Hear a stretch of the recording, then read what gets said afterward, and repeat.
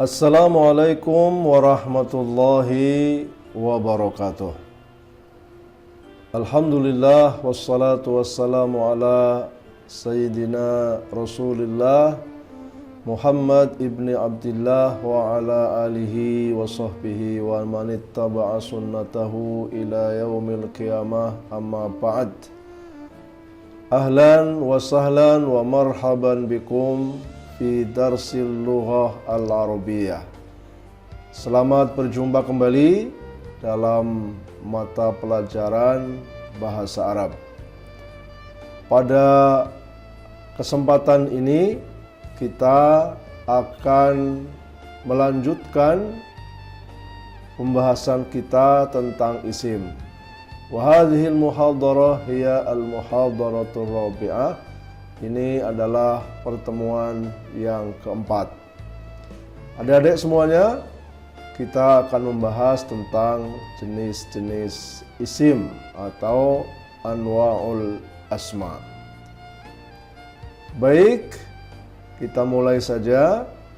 Ditinjau dari jenisnya, isim ada dua. Masih ingat isim itu apa? Isim itu adalah kata benda atau kata yang menunjukkan benda. Ditinjau dari jenisnya, isim ada dua. Yaitu yang pertama adalah isim ma'rifat. Isim ma'rifat itu adalah makna dan bendanya telah jelas, tertentu dan diketahui. Cirinya adalah isim tersebut diawali dengan alif, lam atau al. Sebagai contoh, misalnya di sini kita sebutkan al-masjid. Nah, ketika kita mengatakan al-masjid, maka masjid yang kita sebut itu adalah masjid yang sudah diketahui dan masjid yang tertentu. Tetapi kalau masjidun itu masih sembarang masjid. Bisa Masjid Pelita, Masjid Al-Ma'ruf, Islamic Center, Masjid Raya, Masjid Al-Khair, Masjid apalagi itu yang di Jalan Gerilya ya, Al-Mujibah dan lain sebagainya. Tetapi kalau sudah Al-Masjid, maka masjid yang kita sebut itu adalah masjid tertentu. Itu makanya dia disebut isim ma'rifat, isim yang sudah dikenal, diketahui bendanya atau masjidnya. Kemudian yang kedua adalah isim nakiro. Isim nakiro adalah isim yang makna dan bendanya belum jelas. Dia belum tertentu dan belum diketahui. Ya sembarang lah, sembarang masjid, sembarang rumah. Nah, misalnya at-talib itu ma'rifat, seorang siswa itu sudah tertentu. Tapi kalau talamil atau murid-murid, ya semuanya masuk ke situ, belum jelas murid yang mana. Nah, contohnya apa? Contohnya adalah masjidun, sembarang masjid. Ini belum tertentu. Ini namanya isim nakirah. Baik. Kita berikutnya akan mempelajari tentang i'rab. I'rab secara mudahnya atau simpelnya adalah harokat huruf akhir dari isim ya, isim ma'rifat dan juga isim nakirah. Isim memiliki tiga jenis i'rab, tiga jenis perubahan harokat huruf akhirnya. Apa saja? Yang pertama adalah rofa.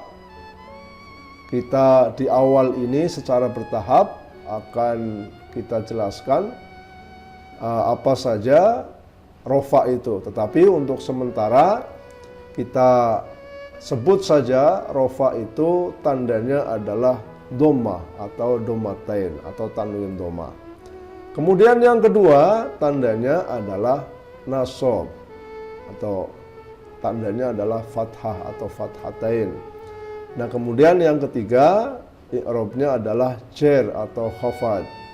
Ditandai dengan harokat di bawah yang biasa kita sebut kasroh.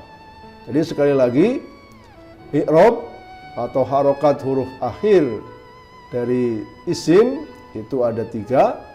Yang pertama rofa, yaitu dhammah. Kemudian yang kedua nasab atau fathah atau fathatain. Yang ketiga jar atau khafad yang ditandai dengan baris di bawah atau kasroh. Contohnya apa sih Ustaz? Contohnya al-masjidu itu rofa. Kenapa? Karena di dhammah. Al-masjida itu i'rabnya nasab. Kenapa? Karena tandanya ada fathah. Al-masjidi, itu namanya i'rabnya jar. Kenapa? Karena tandanya ada harokat di bawah, yaitu kasroh. Al-masjidi. Berikutnya kita akan mengenal i'rab nasab atau fathah. Kapan isim itu dibaca nasab atau harus berharokat fathah. Isim dibaca fathah atau nasab adalah apabila isim tersebut didahului oleh huruf atau amil nasab. Apa saja amil nasab itu? Inna, anna, ka'anna, la'alla, dan laita. Sebagai contoh, innal ustadza, kemudian inna ustadzan. Ketika tidak ada inna, tidak ada anna di depannya, maka dibacanya al-ustazu atau ustadzan. Dia rofa. Tetapi ketika ada inna atau anna atau ka'anna atau lakinna atau la'alla atau laita di depan mendahului sebuah kata benda yaitu isim, maka isim itu menjadi dibaca nasab atau fathah. Al-ustadzu ketika di depannya ada inna menjadi innal ustadza. Ada la'alla berarti la'allal ustadza. Al-masjidu di depannya ada lakinna berarti lakinnal masjida. Nah ini harus kita hafal ya huruf nasabnya. Inna, anna, ka'anna, lakinna, la'alla, dan laita. Nah contohnya ya, la'allal matara, la'alla mataron, laita syababa, laita syababan. Nah ini i'rab nasab bagi isim ma'rifat ataupun nakirah. Jadi kalau ada isim, kata benda, kemudian didahului oleh salah satu dari huruf inna, anna, ka'anna, lakinna, la'alla, dan laita, maka isim itu huruf terakhirnya harus di fathah. Baik, yang berikutnya. Yang berikutnya adalah i'rab jar atau i'rab khafad. Isim dibaca jar atau kasroh apabila didahului oleh huruf jar. Ketika kita membahas tanda-tanda isim, kita sudah sebutkan sebagian dari huruf jar, yaitu min, ila, an, ala, fi, ruba, bi, li, ka. Masih ingat adik-adik ya? Min, ila, an, ala, fi, ruba, bi, li, ka. Contohnya apa? Contohnya min rasulin. Nah, asalnya rasulun. Tapi karena didahului oleh min menjadi min rasulin. Contoh yang lain, minan nasi, minal jinnati wan nasi, minal kitabi, ala kulubin, an nafsin, fi raibin, dan lain sebagainya. Ini amil jar atau huruf jar. Isim bisa juga dibaca jar ketika didahului oleh zorof. Zorof itu apa? Zorof itu adalah isim yang menunjukkan tempat atau waktu. Nah, apa saja? Ini ada ya di layar, bisa dilihat. Amama, fauqa, tahta, waro'a, janiba, ba'da, qobla, yauma, inda, lada, ladun, ma'a, khalfa, baina, haula. Kalau ada isim atau kata benda di belakang zorof, di belakang kata-kata yang ada di atas ya, amama, fauqa, tahta dan lain sebagainya, maka isim itu harus dibaca kasroh. Contohnya apa? Contohnya amama madrasatin, khalfal madrasati, indal madrasati ya, bainal madrasati dan lain sebagainya.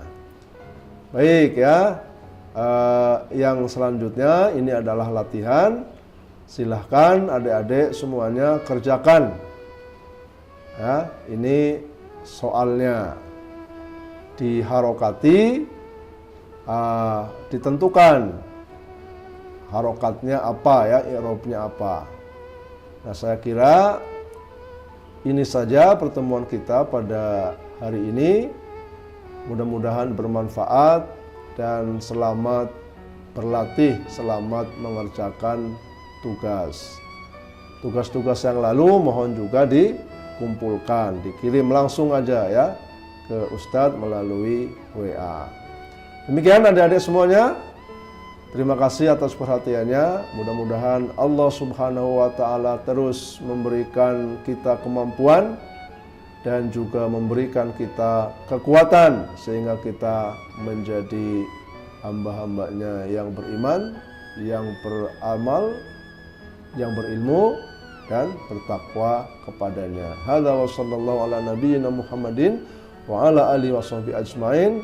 Assalamualaikum warahmatullahi wabarakatuh.